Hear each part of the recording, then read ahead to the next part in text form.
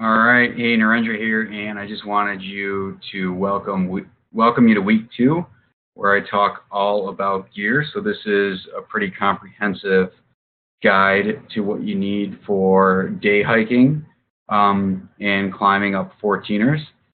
So let's get right into it. As soon as I can figure out how this thing can move. Okay, there we go. All right, so before we get into the nuts and bolts of each individual item, I just want to share with you my gear takeaways from the past 10 years. So this is basically 10 years of learning and failing and breaking a bunch of things and spending a ton of money.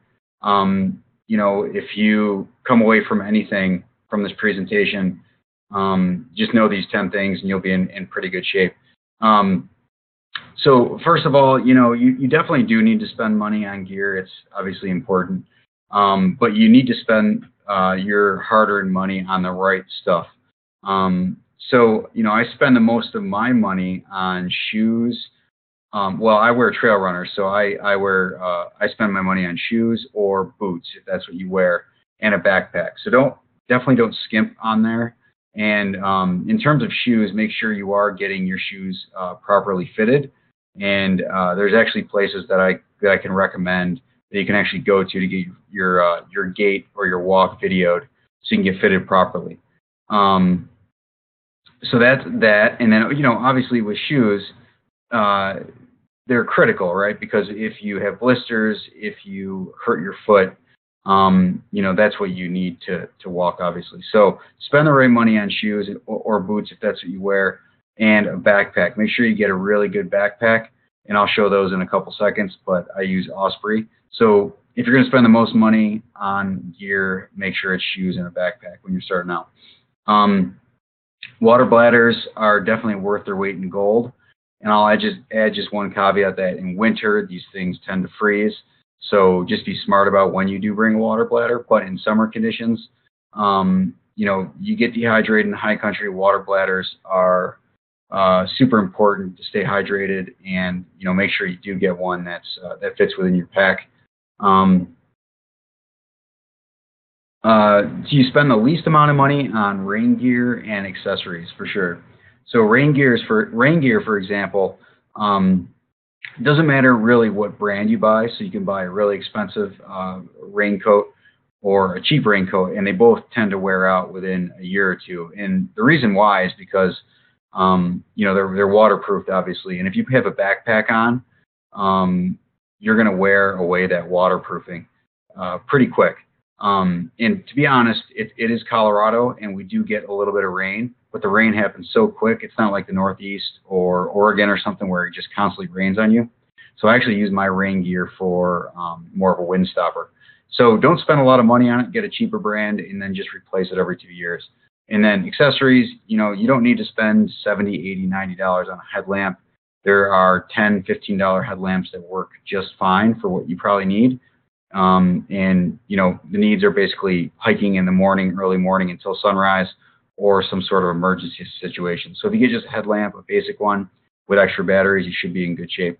I would recommend using trekking poles. So the ones that have clips on them, not twists. Those things are awful and they tend to break. I use black diamonds for those, and I'll show you those in a second, but make sure you use trekking poles.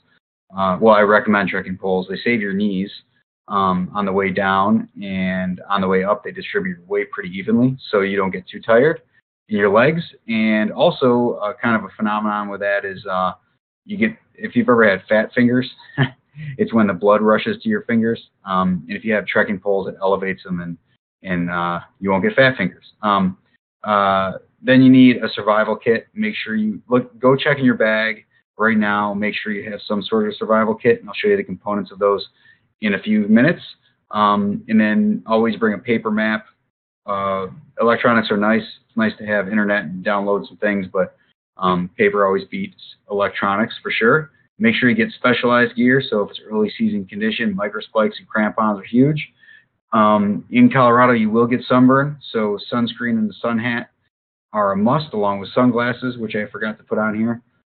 Helmet is super important, and make sure you buy a decent one. Don't go cheap there either. And then I can show you a couple ways to waterproof your gear as well. And just a reminder, there is a full checklist within the members area for day hiking and backpacking. So we're only going to be covering day hiking right now, but it is there for you. Okay, let's start off with clothes. So what I do is I always dress in layers, and I make sure I wear breathable clothes. So what I actually wear all the time are hiking shorts. And, I don't actually put brands of hiking shorts here because everybody has a different preference, or brands of really anything. So, get whatever is comfortable for you. I would just recommend that you don't get anything that will absorb water like cotton or anything like that. So get some, stretchy hiking shorts, or I actually use mountain bike shorts when I hike. So whatever's comfortable for you. So I wear hiking shorts, and then when it's warm, I wear hiking socks, just regular low-cut Hanes hiking socks. I don't go out and I don't buy wool socks, but that's completely up to you. I use a wicking t-shirt, which is just, for those of you who don't know what wicking material is, it's very light, fibrous material that just basically takes away moisture from your skin. They have it at any Target or Walmart even has wicking t-shirts. You don't need to go buy $100 shirts for that. Then I wear a fleece, sun hat, bandana. I carry a pair of light gloves with me, a light hat, and a wind jacket. So this is really for warmer temperatures. So these are my base layers too. So when it gets colder, I actually still wear hiking shorts, but I either wear a spandex bottom. So if you look on the right-hand side, you'll see like on the bottom portion, quick dry shorts, spandex, or if it's a little bit warmer, I'll wear soccer socks. So I have kind of a combination type thing. Then a wicking tee, a fleece, a winter hat, light heavy gloves. Whoops, I have winter hat on here twice, but I think you get the point. Puffy coat also, which I don't have in the picture, but that's super important. And then rain and wind layer, and also a face warmer. So, just play around with combinations. And the big takeaway from this is breathable, lightweight layers and stuff to keep you warm. And if you have a good backpack, you're going to be able to put all this, put all this stuff in there, basically, that you don't need. So what I really try to do is I try to start off hiking. This is important, where if it's cold in the morning, that's okay. Like I'll just wear shorts because I know it's going to get warmer. So what you don't want to do is pile all this stuff on at once, and then all of a sudden you're hot after 3 minutes. You got to change clothes, and then your base layers are all getting soaked through with sweat. That's not a good situation. So try to dress a little lighter to start off with. And if you get cold, and if you're staying cold, then add layers as you go. That's my recommendation. But just play around with these layers, and eventually you'll definitely get it. Okay, so rain gear, like I said, you do not need to spend a lot of money. I would recommend spending only $25 to $50. They last 1 to 2 seasons, and like I said, they're better off as a wind stopper. And really any brand. I have a Marmot brand on here, but really any brand will work. And just throw it in the bottom of your backpack. You won't need it that often, in my opinion. Okay, so there's a big debate between using trail runners and hiking boots. Okay, so I'm going to talk about both, and I'll talk about the pros and cons of each one. I use trail runners because that's my preference, and these are actually the pair that I use. So I use Brooks Cascadia. That's what I would recommend for those of you who like Brooks shoes. And actually, I got these. Like I said, I got these actually professionally fitted. And it's worked out pretty well for me. But you are going to spend some money, $100 to $20 on trail runners, and they actually increase as well. But that's where I found to spend the right amount of money. Pros is they're lightweight. Obviously, they're easy to dry. So if you do step in a water puddle or something like that, or a river, they're going to dry a lot faster than boots, and you can take the sole out and everything, and dry them quicker that way too. And then they're easy to break in, they're easy to pack, and they're good for micro spikes. Maybe a little bit better than boots, depending on the type of boots you have. Also, as an aside note here, if you are going to get trail runners, do not buy the ones with Gore-Tex, because you're going to just be wasting your money on Gore-Tex. So they're low cut. These trail runners will be low cut, and they'll have Gore-Tex. And what happens if you step in a puddle or a river is you'll get water inside of them, and you can't get the water out, because they're Gore-Tex. They're meant to, repel water. So they're going to keep them inside the shoe. And if you get regular shoes, that water will soak out pretty easily. And they'll make your feet really hot too. So summer conditions, all you need is trail runners, in my opinion. The cons is they definitely wear out quicker. So I go through maybe a pair a year, and they're not good in good snow. They're not good in deep snow, obviously, and they can't hold a crampon. And I'll show you what a crampon is later. And like I said, I prefer Brooks. If you do get a boot, there's all different types of boots, and I suggest you go get them professionally fitted. The ones that I use, and I only use them in snow, in deep snow, are called Kalins, and they come with a built-in gaiter, and they also have quick laces, and they're very strong, very durable. I've had mine for like 7 years now, and I only wear them on certain occasions. But if you are looking for a hiking type boot that's a lot less aggressive than this, Solos are pretty good, and there's Keens that are pretty good as well. But this is more of like a mountaineering type boot. So they're great in snow. They hold a crampon, and if you have bad ankles, they hold up your ankles. So I would, if you have bad ankles, I would definitely suggest wearing a boot with upper ankle protection. If you don't, I would not recommend wearing boots. I would recommend, in summer conditions, I would recommend wearing hiking shoes.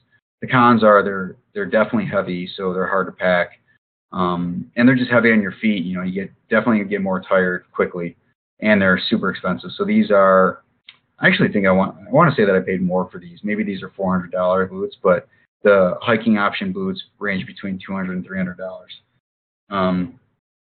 So those are the boots versus hiking shoes. You're going to need a good backpack for day hiking. And so I would recommend getting a 20 to 30 liter pack, and that should hold all of your stuff.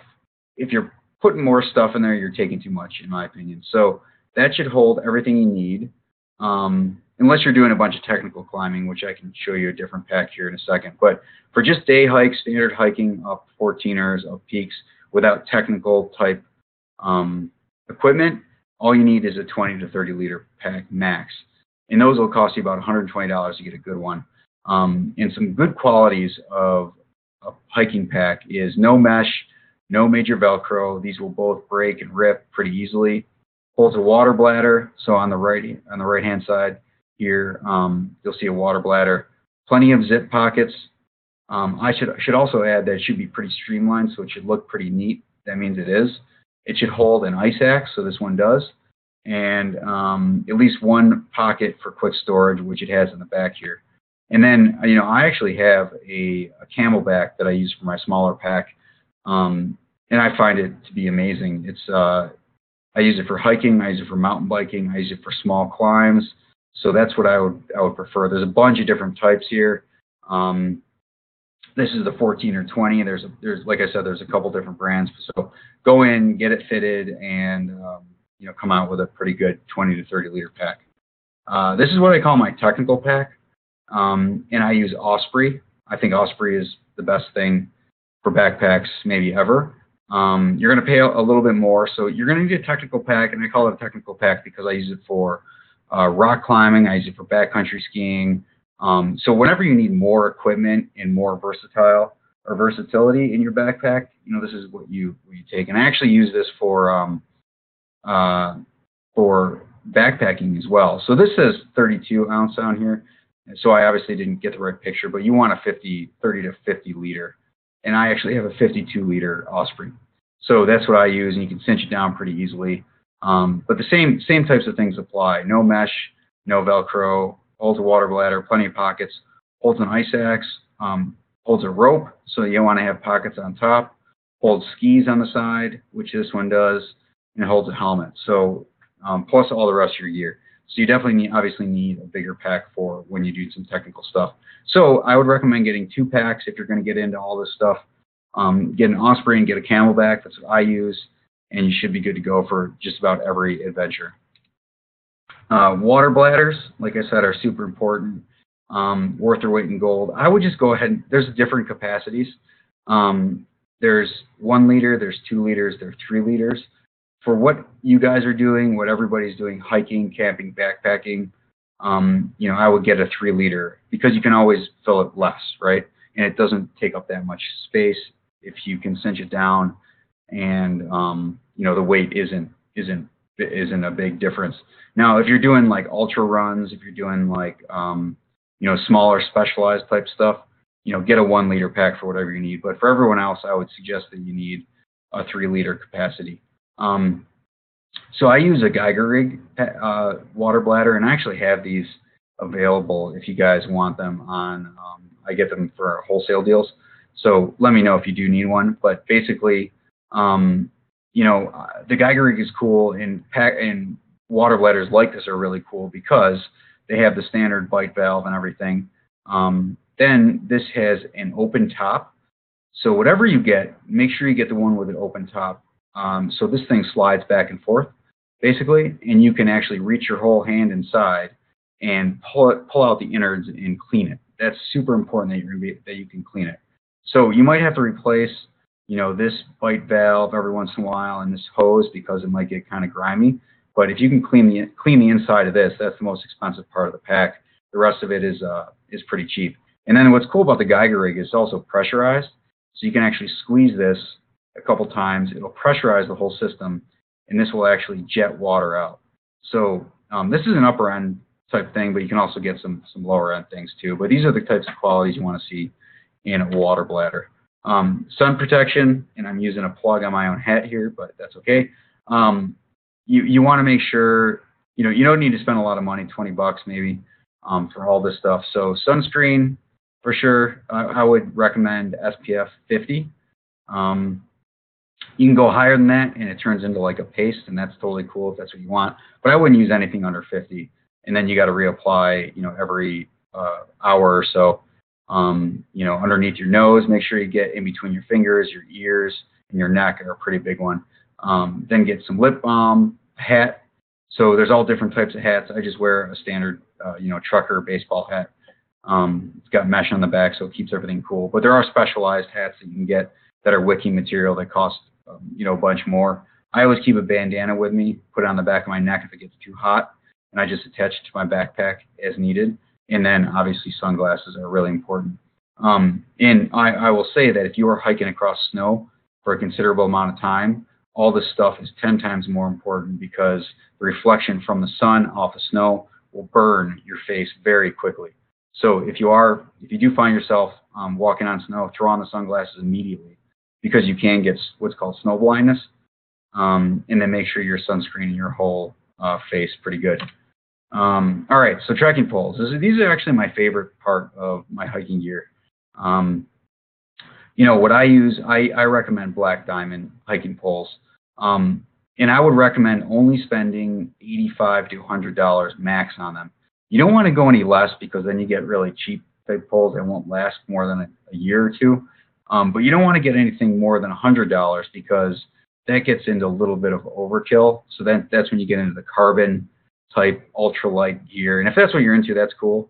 And obviously spend as much money as you want, but this is the sweet spot for pricing. I actually use mine for hiking, backpacking, and skiing, backcountry skiing. So these Black Diamonds, these blue ones, are really good.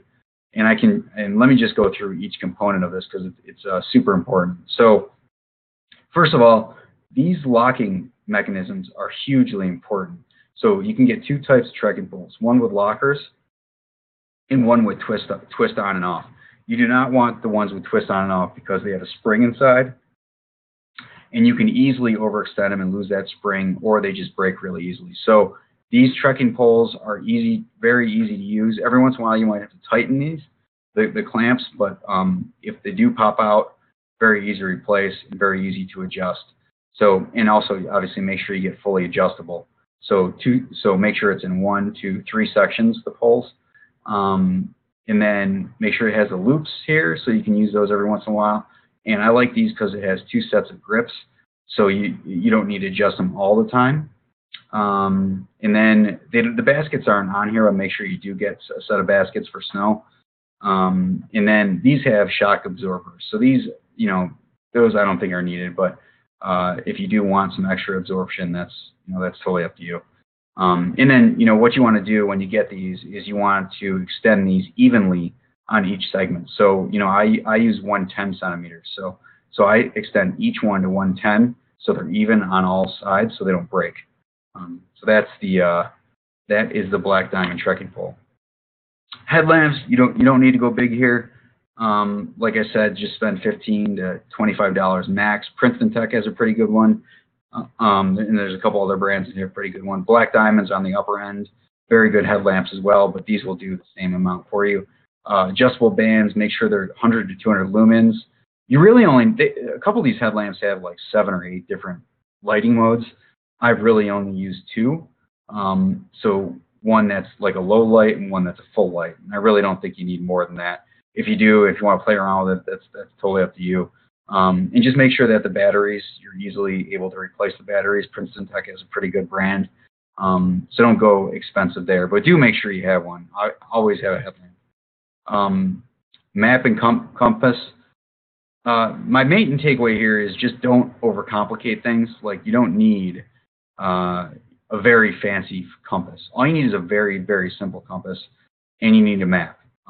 Everything else is kind of gravy. Like, if you download stuff on your phone, that's great. Just know that if you're in the backcountry, you're not going to get cell phone reception a lot of times, and your phone can always die. So make sure you have a map with you and a compass. And if you do get a map, make sure you get tear-resistant one, kind of water-resistant, and Trails Illustrated has really good maps of the whole state of Colorado. A multi-tool, again, don't overcomplicate. I use a Gerber. And I use a very simple knife. You don't need to go super expensive here, $20 total for everything. You can go to any Walmart, any Target, and get multi-tools. You're not Rambo. You don't need anything like this to survive, really. So, yeah, but do make sure you have pliers. These are the most critical things. Pliers for fixing your trekking poles and just grabbing things and twisting them. Bottle opener for beers, obviously, afterwards, and whatever else you need. A screwdriver for tightening things, pry device. You're always going to need a pry device, and a sharp knife. So those are the main components that you need that I've used. Extra stuff like scissors are, just bonuses. So that's the multi-tool and knife. Survival kit. Here is my survival kit. So this comes with sunscreen, which I talked about, fire starter, which is super important. There's all different types of fire starter. I use the lightning flame, which it's like a sawdust type material with matches inside of it and waterproof case. Super handy. I have those if you guys are interested. Toilet paper, whistle, headlamp, sunglasses, compass, tape, sharp knife, extra batteries. Zip ties are huge. If you have straps that break, these are super important. I use a multi-tool. This is kind of a fun multi-tool that I take with me, but it's got most everything. Between this multi-tool and this knife, I can do everything with it. It's got a pry bar and things like that. Emergency blanket. A lot of people forget about this. I think it's super important. When I was on longs, I actually used this to survive the night. So very important, very lightweight, very cheap. Wet wipes, a thing of Band-Aids that includes like blister type care. And then ibuprofen and whatever other medication you need, and a hand warmer. So basically, this survival kit is not meant to save anyone's life. As you can probably see here, when you get to that point, you're just carrying way too much stuff, I think. So this is meant to keep you somewhat comfortable on an overnight stay. And it's not meant to save a life or keep you outdoors for, 7-8 days. So this is really important to understand that. So that's my survival kit, and you can hodgepodge this together from different places like Target and things like that. Don't spend too much money on this. And then it's always evolving too. So sometimes if you buy like a huge first aid kit, you're not going to use everything. So just I would start with this type of kit and then build from there or reduce from there.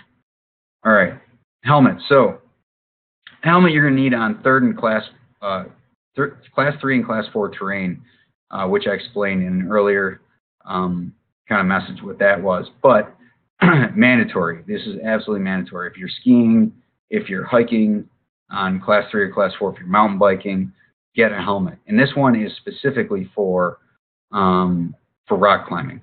And rock fall. So basically, look for a helmet. The most common injury, one of the most common injuries, is rock fall. So make sure you have a helmet that absorbs from the top and not the sides. So there are differences. Talk to your person who fits your. Go to a professional basically, and or ask me, and I can help you a little bit more with that. But make sure you understand what kind of helmet you're buying. Black Diamond or Petzl, get name brands for this for sure. Do not go cheap on this. This is very important. Another nice bonus for these Black Diamonds, they hold a headlamp, which is really nice, and this is breathable too. And obviously, make sure it fits correctly. That's super important. So take your time and research what helmets you want there. So now this is obviously a lot more specialized gear. So this is when you're going to need ice axe and crampons for when you're hiking on in what's called couloirs or snowfields and things like that. Really, or when it gets to ice. So this is what a crampon looks like. Not to confuse it with a microspikes, and this is a ice axe. Okay, not to confuse it with an ice tool. So these are for mountaineering. The ice tool is for ice climbing. So make sure you understand that. And I don't have a picture in that, but I can share that with you later. And then there's different types of crampons, but make sure you get the mountaineering type crampons. So mountaineering type crampons, mountaineering type ice axe. Make sure there's all different sizes of ice axes. Make sure it looks like this, and it's 20 to 30 inches long. There are very, very short ones. There are very long ones, but that's a nice intermediate one that you need. Like I said, crampons, make sure they have these spikes. They fit to boots and they don't fit to shoes. Make sure you have name brands, so Black Diamond or Petzl again for both of these. You do not want cheap stuff that would potentially break. And this doesn't have a lanyard on it, but make sure you buy a lanyard. It's just a piece of rope that attaches to your wrist. And make sure they fit correctly. So make sure your body type is within line with the height of this ice axe, and make sure this fits your boots. And you're definitely going to spend some more money on this. So $200 to $300 is what you kind of get into. And these are what microspikes look like. Okay, so these are, I think, amazing for hiking in the Front Range, and then on some really easy snow slopes. So sometimes I actually bring microspikes and crampons with me, depending on the type of outing I'm having. But for the Front Range stuff, these will help with ice. And also, don't confuse them with crampons. They do have different sizes, so make sure you are getting the right sizes and make sure it fits over your trail runner or your boot. If you're using a boot and a trail runner, you're probably going to need 2 different sizes of these. But these fit better over trail runners and small boots. And like I said, it's easy for snow and easy ice. Okay, and then just the last thing I'll cover here is, what you should drive. So in order to be self-sufficient and get to all the mountains in Colorado, you're going to need 4-wheel drive. Okay, so you can't go up to a lot of these places. There's a few that you can, but you don't want to take your Honda Civic with you on every single one because you're going to end up walking about an extra 10 miles, for a lot of these hikes. And that's okay if that's what you want to do. But just so you know, there are 50% of the roads that to 14ers that require high clearance. So, if you want to hike more, that's great. If you don't, if you want to go to the standard trailheads for some of these, you're going to need some sort of high clearance. And the reason why is because these roads in Colorado, to the 14ers, they change all the time. The conditions change. They get worse every year. Depending on the season, sometimes you get unexpected river crossings. Snow and ice are common. And so you need something that will get you out of a jam or get you up a road. And like I said, these roads get worse every year. So, for example, going up Grays and Torres, used to be able to drive up with just a two-wheel drive vehicle most of the way, and now they're so rutted. It's so rutted that it's required four-wheel drive to get to the top trailhead. And like I said, you had 48 miles for if you don't take your four-wheel drive vehicle to places. And then there's so the easiest drives are Bierstadt, Quandary, and Pikes Peak. Okay, so those all just have paved roads right up to the trailhead. You don't have to worry about ruining your car or anything like that. So if you don't have a four-wheel drive vehicle, those are the easiest ones to get to. The most difficult ones, and you can see on the right-hand side picture here, this is Como. This is Como Road, Lake Como Road on the way up to Blanca Peak. And so this is extreme four-wheel driving, obviously. So a lot of people have to hike most of the way, but I think you get the picture of what these roads can actually look like. And then Sneffels Highline Trail is pretty bad as well. I actually drive an Xterra, which is really nice. It's kind of Tacomas and Xterras I think are the best vehicles. Tacomas are probably the best vehicles, standard vehicles. Xterra I think is just kind of right below that. But the Xterra has gotten me to a lot of places. It wouldn't get me up this road, obviously, but it gets me to most places I need to go, and I can also sleep in the back. It's flat. You can wash everything out. Tacomas are great, so you'll need a four-wheel drive vehicle to be self-sufficient. So anyway, that's basically all I had for gear. So hope you enjoyed the presentation, and I really appreciate your time. Thanks.